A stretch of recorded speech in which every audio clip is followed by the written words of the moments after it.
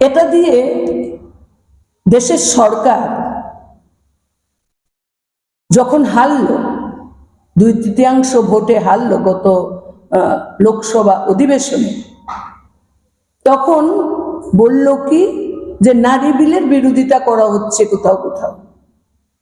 এই যে ভ্রান্ত ধারণা তৈরি করা, দ্বিচারিতা করা, তার প্রতিবাদ করছি। আমরা বলছি যে আদলে নারী বিল পাশ হয়েছে সে আদলেই পাশ করানো হোক, কেন তার সাথে শর্ত আরোপ করা হবে? ফলে আমরা আগামীকালকে কর্মসূচি করব, প্রধানমন্ত্রীর উদ্দেশ্যে আমরা পোস্ট কার্ড প্রেরণ করব। আমরা দেখব আমাদের দেশের সরকার যা কি করে। ডিলিমিটেশন বলে এটাকে যুক্ত করে দুটো স্বার্থ আদায় করতে চাইছে আমাদের দেশের সরকার। ডিলিমিটেশন পাস না হলে বলবে পাস হয়নি, নারী বিল পাস হয়নি। আর আজকে যখন ভোটাভুটিতে হারলো বলল কি নারী বিল পাস করতে দেওয়া হয়নি। এই দ্বিচারিতার বিরুদ্ধে আমাদের আন্দোলন হবে, আমরা সেখানে নামবো। আমাদের সহকর্মীরা আছেন, এখানে অর্চনা দেবী আছেন, আমাদের জয়া বিশ্বাস আছেন, পাঞ্চলি ভট্টাচার্য আছেন, রানুদি দাশগুপ্ত আছেন, অন্যান্যরা আছেন। আমরা চাই আপনাদের সহযোগিতা। আমরা চাই না লাল ফিতার ফাইলে আমার নারী বিল আটকে থাকুক। আমরা চাই না বিভিন্ন শর্ত আরোপ করে নারী বিলকে পিছিয়ে দেওয়া হোক।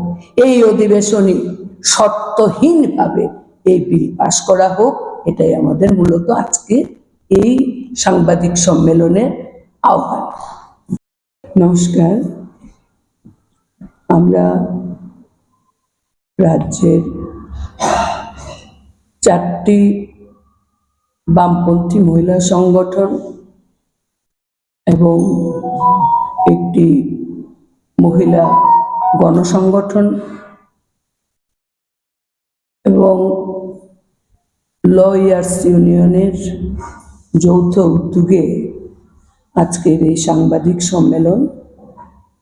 এই সম্মেলনে মূলত যে বিষয়টা, সেটা হলো আগামী 20শে জুলাই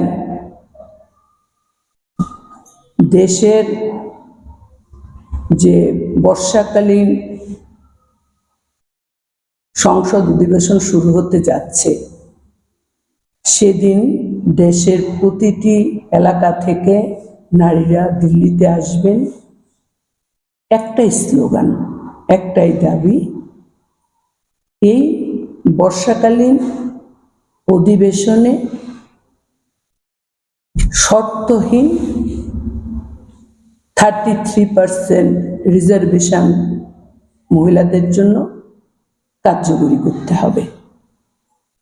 এই দাবিতে যন্তর মন্তরে আমাদের সময় চাওয়া হয়েছে, সেখানে ধর্ণা কর্মসূচি হবে। সেই কর্মসূচির অঙ্গ হিসেবেই আগামীকাল 11টায় আমরা আমাদের রাজ্যেও এই দাবিতে কর্মসূচি আমরা সংগঠিত করব। পাশাপাশি আমরা আজকের এই সাংবাদিক সম্মেলনে বলতে চাই, দেশের ছাত্রদের